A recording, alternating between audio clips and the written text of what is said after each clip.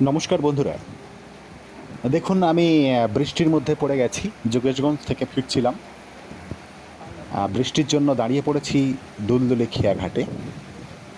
সেখানে এসেই দেখতে পেলাম যে একটা জেসিবি আপ্রাণ চেষ্টা করছে তীরে এসে দাঁড়ানোর জন্য।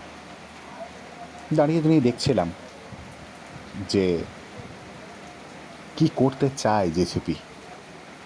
অতঃপর আমি বুঝতে পারলাম কি জেসিবিটা এখানে এসেছে দুলদুলির খেয়াঘাটির যে বাঁধ রয়েছে সেই বাঁধ কিন্তু ধস নেমেছে এবং এই গাড়িতে করেই চেষ্টা করা হচ্ছে যে কিভাবে বাঁধটাকে রক্ষা করা যায়। তো আপনারা যারা দেখেননি, জেসিবি দেখেননি, তার কাজ কিভাবে করা হয় সেটাও দেখেননি, আজকে দেখে নিতে পারবেন।